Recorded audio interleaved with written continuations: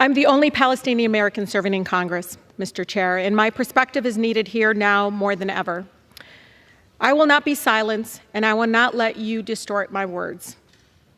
Folks forget I'm from the city of Detroit, the most beautiful, blackest city in the country, where I learned to speak truth to power even if my voice shakes.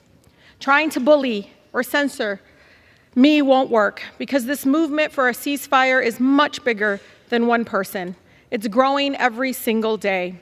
There are millions of people across our country who oppose Netanyahu's extremism and are done watching our government support collective punishment and the use of white phosphorus bombs that melt flesh to the bone.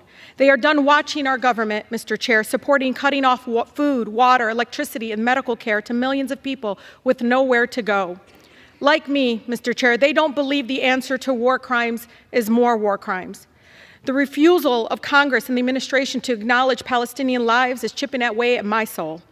Over 10,000 Palestinians have been killed. Majority were children. But let me be clear. My criticism has always been of the Israeli government and Netanyahu's actions. It is important to separate people and governments, Mr. Chair. No government is beyond criticism. The idea that criticizing the government of Israel is anti-Semitic sets a very dangerous precedent, and it's being used to silence diverse voices speaking up for human rights across our nation. Do you realize what it's like, Mr. Chair, for the people outside the chamber right now, listening in agony to their own government dehumanizing them? To hear the President of the United States we helped elect dispute death tolls as we see video after video of dead children and parents under rubble? Mr. Chair, do you know what it's like to fear rising hate crimes, to know how Islamophobia and anti-Semitism makes us all less safe, and worry that your own child might suffer the horrors that 6-year-old Wadia did in Illinois? I can't believe I have to say this, but Palestinian people are not disposable.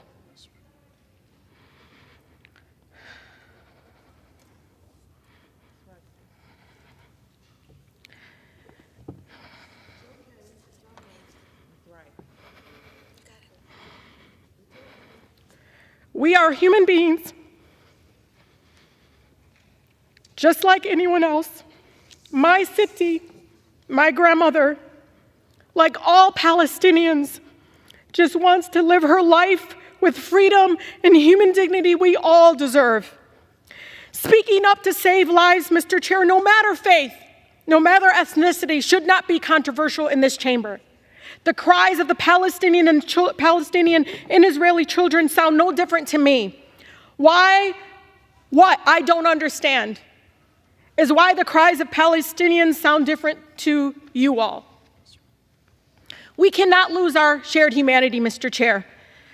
I hear the voices of advocates in Israel, in Palestine, across America, and around the world for peace. I am inspired by the courageous survivors in Israel who have lost loved ones, yet are calling for a ceasefire and the end to violence. I am grateful to the people in the streets for the peace movement, with countless Jewish Americans across the country standing up and lovingly saying, "Not in our name." We will continue to call for a ceasefire, Mr. Chair, for the immediate delivery of critical humanitarian aid to Gaza, for the release of all hostages and those arbitrarily detained, and for every American to come home. We will continue to work for a real lasting peace that upholds human rights and dignity of all people, and centers in peaceful coexistence between Israelis and Palestinians, and censures no one, and ensures that no person, no child has to suffer or live in fear of violence. 71% of Michigan Democrats support a ceasefire. So you can try to censure me, but you can't silence their voices. I urge my colleagues to join with the majority of Americans and support a ceasefire now to save as many lives as possible. President Biden must listen to and represent all of us, not just some of us. I urge the President to have the courage to call for a ceasefire and the end of killings. Thank you, and I yield.